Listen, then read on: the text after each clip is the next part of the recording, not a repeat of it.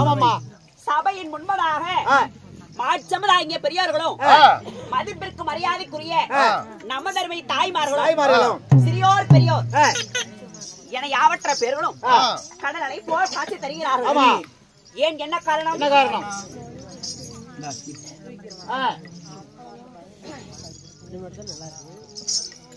சேலம் மாவட்டம் எடப்பாடி வட்டத்திலே இருப்பாளி கிராமத்தில் வேப்பமரத்தூர் இந்த ஊருல அருள்பாலித்திருக்கக்கூடிய ஸ்ரீ பாலமுருகன் திருக்கோயில் 11ஆம் ஆண்டு தைப்பூச பாத யாத்திரை விழா. ஆமா,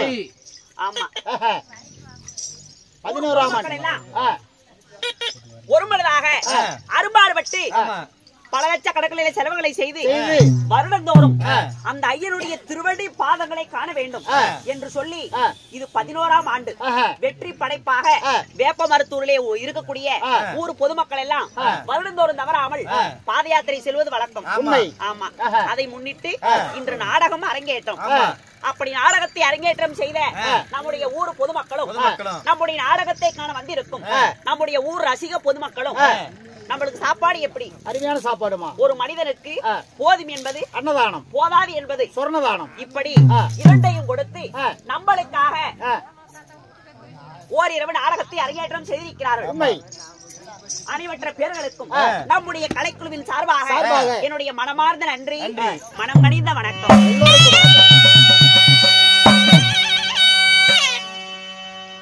அம்மா, அப்படி இருந்த போதிலும் இதிகாசங்களில் இடம்பெற்றது ஒன்று ராமாயணம், இன்னொன்று மகாபாரதம். அப்படி சொல்லக்கூடிய இந்த இதிகாச கதையிலே இன்று வைத்திருக்கூடியது ஸ்ரீ மகாபாரதம் கதை. ஆமா, 5ஆம் வேதம் என்று சொல்லக்கூடிய இந்த மகாபாரத கதையானது வியாசர் இயற்றிய 18 பருவங்கள், 4 காண்டங்கள். அப்படி சொல்லக்கூடிய மகாபாரத கதையிலே இன்று ஒரு முக்கியமான நாடகம். என்ன நாடகம்? அரக்கு மாளிகை என்று சொல்லலாம். இல்லை என்றால் இடும்பாசூரன் வதை என்று சொல்லலாம். சரி, பகாசூரன் வதை என்று சொல்லலாம். இல்லை என்றால் கமலக்கண்ணி கல்யாணம். இப்படி இந்த நாடகத்திற்கு இத்தனை பெயர். அப்படிங்களா? ஆமா. சரி, அப்படி இருந்தாலும் இந்த நாடகத்தில் சபை முன்னிட்டு நான் தர்பாராக வருகின்ற பொழுது நான் யாரு, என்னுடைய பெயர் என்ன, என்னுடைய விருத்தாந்தங்கள் என்ன சொல்லட்டுமா? சொல்லுதாயே.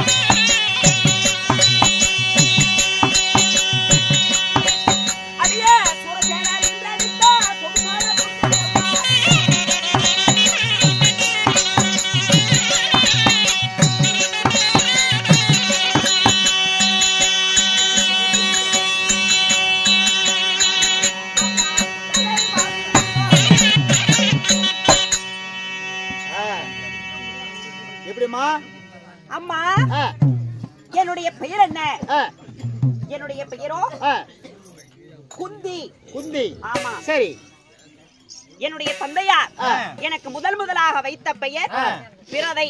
ஓ, முதலாக தந்தையார் வைத்த பெயர் பிரதை. ஆமா. பிரதை என்று சொல்லக்கூடிய என்னுடைய பெயரோ குந்தி தேவி. குந்தி தேவி. உண்மைதான். சரி.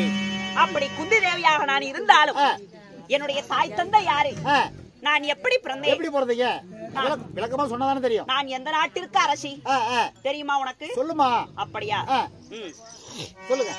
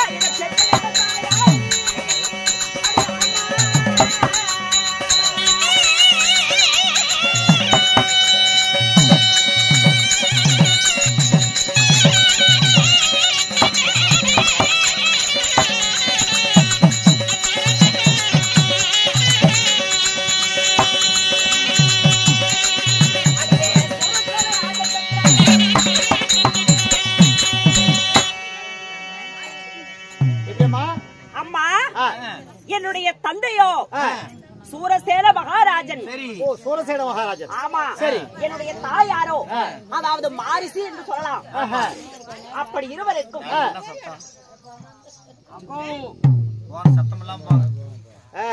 அமைதி.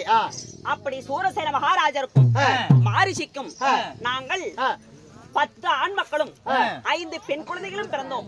ஓ, 5 பொட்ட பிள்ளைங்க, 10 பசங்க. ஆமா. மொத்தம் 15 பேர். வசுதேவர் முதல் மகன் வரை 10 ஆண் மக்கள், 5 பெண் குழந்தைகள். ஆமா. இந்த பிரதை முதலாக நான் பிறந்தேன்.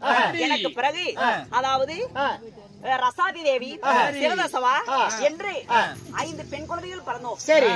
அப்படி பிறந்திருந்தாலும் அம்மா, நான் பிறந்தது ஒரு இடத்துல, நான் வளர்ந்தது ஒரு இடத்துல.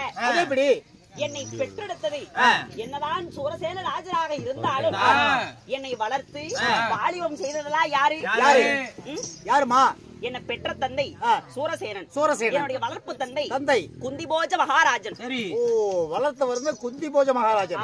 சரி. அந்த குந்திபோஜ மகாராஜருக்கு அங்க வளர காரணம் என்னவென்றால், என்னுடைய தந்தையாராகப்பட்ட சூரசேனரும் இவர் குந்திபோஜரும் அதாவது நெருங்கிய நண்பர்கள். சரி.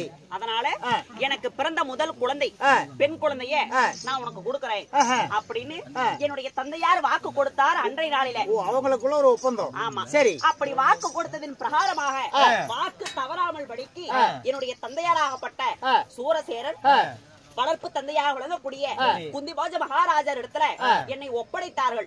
உங்களை ஒப்படைச்சிட்டாங்க. ஆமா. குழந்தையா இருக்கும் போது அப்படி ஒப்படைத்து என்னை வளர்த்து வாலிபம் செய்து அதாவது பாலோடு அன்னத்தை பகிர்ந்து கொடுத்து எந்த விதமான குறைபாடும் இல்லாமல் என்னை சீரும் சிறப்போடு செல்வாக்காக வளைத்து வந்தார் குந்திபோஜ மன்னன். சரி. அப்படி வளர்த்தி வாலிபம் செய்ததாக இருந்தாலும் 16 பருவம் முடிந்து நான் மங்கை பருவம் ஆன உடனே என்னை கல்யாணம் செய்த மன்னன் யாரு? எனக்கு எத்தனை குழந்தைகள் உண்டு? எத்தனை?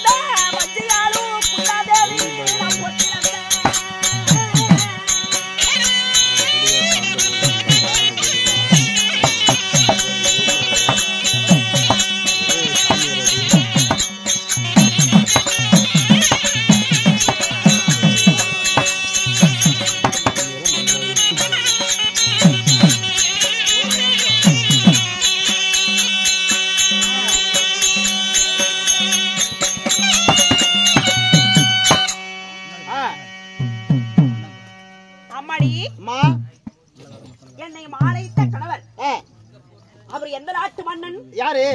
இந்த உலக நாடு அவனி என்று சொல்லக்கூடிய 56 தேசத்தில் 56 தேசத்துல ஆமா பேரரசர். எங்க தலைநகரம் எங்க? எங்க? டெல்லி என்று சொல்லக்கூடிய அஸ்னாபுரம். அஸ்னாபுரம். ஆமா. அப்பேர்வட்ட அஸ்னாபுரத்தை ஆள பிறந்த என்னுடைய கணவரோ பாண்டுராஜன். பாண்டுராஜன். ஆமா. அவருடன் பிறந்தவர்கள் என் மச்சாண்டார் யாரு? யாரு?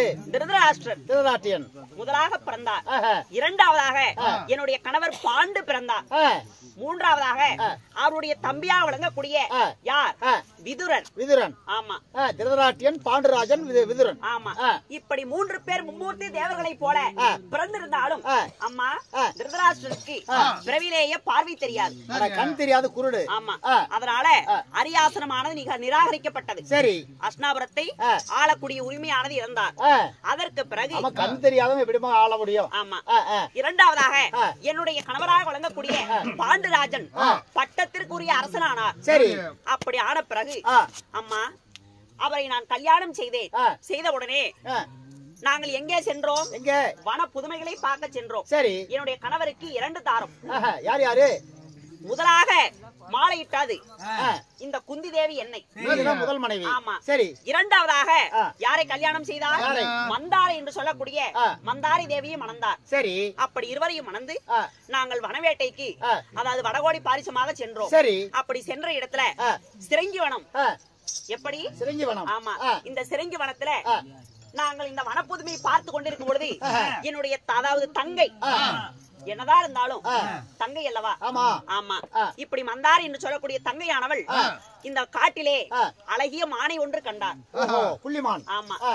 கவரிமான் என்று சொல்லக்கூடிய அழகிய புள்ளிமானை கண்டவுடனே உடனடியாக என்னுடைய கணவரிடத்துல வந்து, சுவாமி இந்த மான் மீது எனக்கு ஆசையாக இருக்கிறது, இந்த மானை பிடித்து கொடுங்கள் அப்படி என்று என்னுடைய தங்கை கேட்டார். சரி. அதாவது மனைவியின் மீது மற்றற்ற அதாவது ஆசை பிரியம் வைத்ததனால் மறுக்காத மன்னன் என்ன செய்தார்? அந்த மானை துரத்தி கொண்டே ஓடினார். ஆமா. சரி. அந்த மானானது அகப்படவில்லை. உடனடியாக என்ன செய்தார்? மனைவி கேட்டது போல மானை பிடித்துதான் கொடுக்கலினாலும் உச்சப்படுத்தியாவது கொடுக்கணும் அப்படி என்று சொல்லி பானபிரேகம் செய்து பானத்தை எய்தி அந்த மானின் மீது பானபிரேகம் செய்தார். அம்பெடுத்து பானத்தை விட்டுறார். ஆமா. அந்த மானாக இருந்தது ஆணாக மாறியா? ஆணாக மாறியது. ஆமா. யாரது? அப்படி மானாக இருந்தது யாரு? அமுதந்த மாமுனிவரும் அவருடைய மனைவியாகிய குருபத்தினியும். ஆமா. இருவருமே கவரிவான் ரூபத்துல புணர்ச்சியாகி கொண்டிருந்தார்கள். மான் உருவெடுத்து அந்த உருவத்துல அவங்க ஒண்ணு சேர்ந்திருக்கிறாங்க. ஒண்ணு சேர்ந்து கொண்டிருந்தார்கள். அரச விதிமுறை எப்படி? தூங்கி கொண்டு இருக்கக்கூடிய மிருக ஜாதிகளை வேட்டையாடக்கூடாது. ஆமா. அதாவது மிருக ஜாதிகள் புணர்ச்சியாகின்ற பொழுது அதன் மீது பானத்தை எய்யக்கூடாது. ஆமா. இது போல விதிமுறைகள் எல்லாம் இருக்குது. சரி. ஆனால் கவரிமான் ரூபத்தில் இருக்குது. அதாவது அமுதந்த மாமுனிவர் என்று அறியாமல் என்னுடைய அதாவது மன்னராகப்பட்ட பாண்டுராஜன் பானத்தை எய்தார். எய்த உடனே அட பாவி, என்னுடைய மனைவியாகிய குருபத்தினியும் நானும் இப்படி புணர்ச்சியாய் கொண்டிருக்கின்ற தருவாயிலே வெண்ண தண்டவர நேரத்துல சட்டி ஒன்று கதையா இப்படி நாங்கள் ஆசையாக இருந்து ஒன்றாக சேரும் பொழுது இப்பேற்பட்ட காரியத்தை செய்து விட்டாயே. ஆனா பாவி, இப்பொழுதே உனக்கு நான் ஒரு சாபத்தை கொடுக்கிறேன். எப்படி? என்னுடைய மனைவியாகிய குருவத்தின் இடத்துல நான் எப்படி சேர்கின்றேனோ சேர்ந்த பொழுது நீ பானபிரேகம் செய்து என்னை இப்படி மடித்தாயோ அது போல உன்னுடைய மனைவி இடத்துல கட்டி சேரும் பொழுது உன்னுடைய சிரமானது 1000 சுக்களாக வடித்து சிதறக்கலவது என்று சாபத்தை கொடுத்தார். என் பொண்டாட்டிக்கு நான் ஒண்ணு சேரும் போது எப்படி என்ன கொள்ளையோ அதே மாதிரி உன் பொண்டாட்டிக்கு நீ ஒண்ணு சேரும் பொழுது உன் தலை வெடிச்சு செத்துரும். ஆமா. உன்னுடைய மனைவி இடத்துல நீ ஒண்ணு சேரும் பொழுது உன்னுடைய சிரமானது 1000 சுக்களாக வெடிக்கும் என்று சரி அமுதந்த மாமுனிவர் சாபத்தை கொடுத்தார். சாபத்தை பெற்ற உடனே என்ன செய்வதென்று அறியாமல் அந்த சிரிங்கி மடத்துல இருந்தோம். அப்படி இருக்கின்ற பொழுது ஒரு நாள் ஒரு தினத்துல என்னுடைய தங்கையாக விளங்கக்கூடிய மந்தாரை குளித்து நீராடி அதாவது ஈர ஆடையோடு பர்ணசாலை குடிலுக்கு வந்தார். ஆமா. சரி. அப்படி குடிலுக்கு வந்த உடனே அம்மா ஒரு ஈர துணியோட ஒரு பெண்ணானவள் ஆடையை உடுத்திக் கொண்டு வரும் பொழுது அங்கங்கள் எல்லாம் வெளிப்படையாக தெரியும் அல்லவா? தெரியும். ஆமா. இப்படி தெரிந்த உடனே என்னுடைய கணவருக்கு காமமானது ஏற்பட்டது. காம உணர்ச்சி தாங்காமல் அந்த மகாமுனிவர் கொடுத்த சாபத்தை மறந்துட்டு மந்தாரியுடன் சேர்ந்தார். யாரும் கணவர். ஆமா. சரி. அப்படி சேர்கின்ற பொழுது உடனடியாக என்னுடைய கணவருடைய சிரமானது 1000 சுக்களாக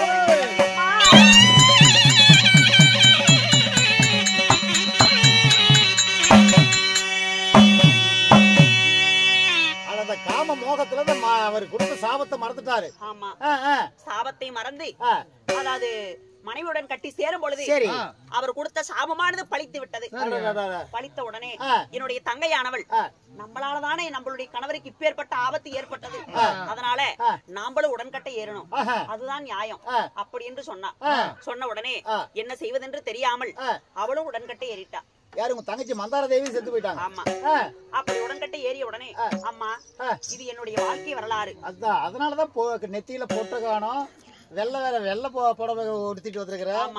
அதான் ஒரு சந்தேகம் முதல்ல கேட்கலான்னு பார்த்தேன். வாழுகின்ற வயதிலே இந்த அதாவது வஞ்சியால் குந்தாதேவி பொட்டிலிருந்து பூவிலிருந்து புண்ணியரை தானிலிருந்து சரி இந்த புவனத்துல நான் வாழ்ந்து வருகிறேன். அப்படி இருந்தாலும் என்னுடைய கணவர் உயிரோடு இருக்கின்ற பொழுதே திருதராஷ்டிரருக்கு பட்டத்தை சூட்டினார். சரி, ஆமா, அப்படி சூட்டி இன்றைய தினமாக யார் ஆட்சி பரிபாலம் செய்கிறார்? யாரு? அஸ்னாபுரத்தை திருதராஷ்டிரர் ஆட்சி செய்கிறார். ஆமா, சரிம்மா. அப்படி இருந்த போதிலும் அம்மா நாங்கள் இங்க அஸ்னாபுரத்துல தான் இருக்கிறோம். யாரு? என்னுடைய குழந்தை 5 பேர் பசங்களா? ஆமா, யார் யாரு? 5மே பசங்க. யார் யாரு? முதலாக என்னுடைய மூத்த மகன் யுதிஷ்டர் என்று சொல்லக்கூடிய தருமன் பிறந்தான். தருமன். ஆமா. இரண்டாவதாக மதகிரி விமச்சேனன் பிறந்தான். மூணாவதாக அர்ஜுனன் பிறந்தான். நான்காவதாக மந்தாரைக்கு பிறந்தது நகுலன் சகாதேவன். ஓஹோ, தருமர், பீமன், அர்ஜுனன், நகுலன், சகாதேவன். ஆமா, பஞ்சபூதங்களை போல பஞ்ச பாண்டவர்கள் ஐவராஜாக்கள் இளவரசர்கள்.